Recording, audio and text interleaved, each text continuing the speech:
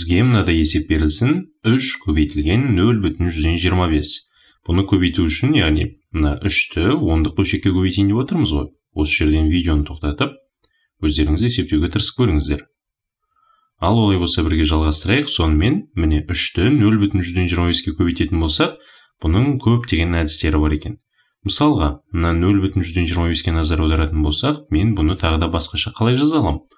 3 көбейтілген, бұл, яғни 2 10-дық үлес және 5 100-дік үлес. Бұлайша айтқанда 25 100-дік үлес бар екен ғой. Демек, онда мен 3 көбейтілген 25, мұнда жазайық, сонымен 25 100-дік үлеске көбейтейік. Ал енді оның жауабын білеміз ғой. Бұл тең, міне 3-ті 25-ке көбейтсек, 75, мұнда 100-дік үлес бар екен. Ал енді 75 100-дік үлес дегенді мен 10-дық бөлшек ретінде жазатын болсам, онда ол 0,100-ден 75-ке тең болады екен. Ал енді осыны тағы да басқаша қалай жазсақ болады екен? Енді мына 10-дық бөлшекті жай бөлшекке айналдырып жазатын болсақ, 3 көбейтілген, мынау көріп тұрғандарыңыздай 0,125-ті мен жай бөлшекке айналдыратын болсам, онда ол 25 бөлінген 100-ге тең болады ғой. Міне 25 бөлінген 100. Ал енді осыны көбейтетін болсақ, яғни жай бөлшекті санға көбейтетін болсақ, сәйкесінше осы санды алымына көбейтеді екенбіз. Сонда бұның жауабы 3-ті 25-ке көбейтетін болсақ, 75 шығады екен. Ал енді осының бөлімінде 100 болады. Көріп отырғандарыңыздай 75-ті 100-ге бөлетін болсақ, онда 2 орын өтір жылжытамыз. Міне 1, 2. Сонда бұның жауабы 0,100-ден 75-ке тең екен. Ал енді келесі бір тәсіліміз, бұны тағы да былай жазсам болады. Мына 3-ті көріп тұрғандарыңыздай, оны да бөлшек ретінде жазатын болсам, 3 бөлу 1 десек, бәрібір 3-ті 1-ге бөлсеңіздер, мына 3-тің өзі шығады ғой. Ал енді осыны көбейтейік, 25 бөлінген 100-ге. Сонда бұның да жауабы бәрібір, көріп отырғандарыңыздай, 3-ті 25-ке көбейтсек 75, 75 бөлінген 100, яғни 0,100-ден 75-ке тең екен. Енді келесі бұны тағы да бұлай жазсақ болады. 3 көбейтілген, мына 25 бөлінген 100 деген мына жай бөлшегімізге назар аударатын болсақ, екеуінде 25-ке бөліп тастайық, алымында бөлімінде. Бұлайша айтқанда 25-ке қысқартамыз ғой. Яғни 25-ті 25-ке бөлетін болсақ 1, ал 100-ді 25-ке бөлетін болсақ 4.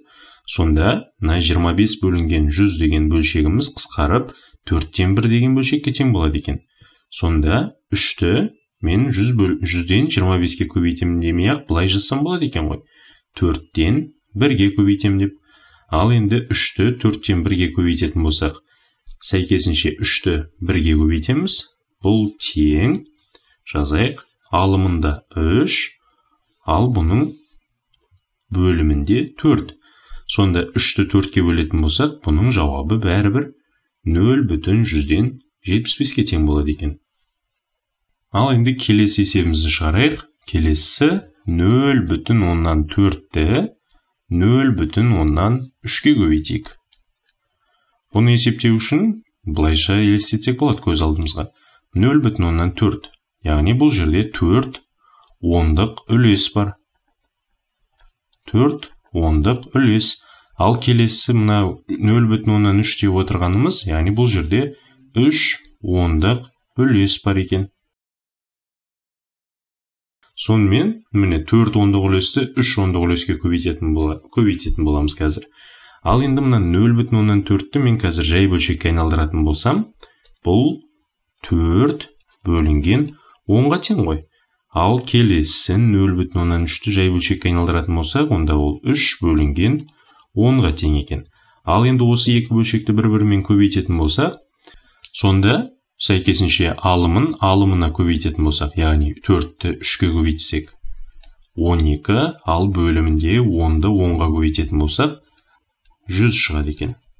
Ал енді 12-ні 100-ге бөлетін болсақ, яғни мына үтіріміз 2 орын жылжиды. Сонда 1, 2, яғни мына 1-дің алдына келеді екен ғой. Бұл 0,1 100-ден 12-ге тең болады екен. Ал енді назар аударатын болсаңыздар, үтірден кейін 2 сан болып тұр ғой. Ал енді бастапқыда мына әрбір санға назар аударсаңыздар, үтірден кейін 1 сан бар, міне 4 және 3 деген. Сонда 0,4-ті 0,3-ке көбейтетін болсақ, міне үтірден кейін 1 сан, үтірден кейін 1 сан. Екеуін көбейтетін болсақ, жауабы үтірден кейін 2 сан болу керек екен. Сонда міне 3-ті 4-ке көбейтсеңіздер 12 шығып тұр. Ал енді үтірден кейінгі сандары 2 болған, біреу және 2 болғандықтан, мына үтірді 2 орын солға жылжыттық. Сонда мынадай 2 ондық бөлшекті бір-біріне көбейтетін болсақ, оны мынадай жай бөлшекке айналдырып алып, одан кейін сәйкесінше алымдарын және бөлімдерін көбейтіп, одан кейін мынадай ондық бөлшекке айналдыра салған тиімді екен.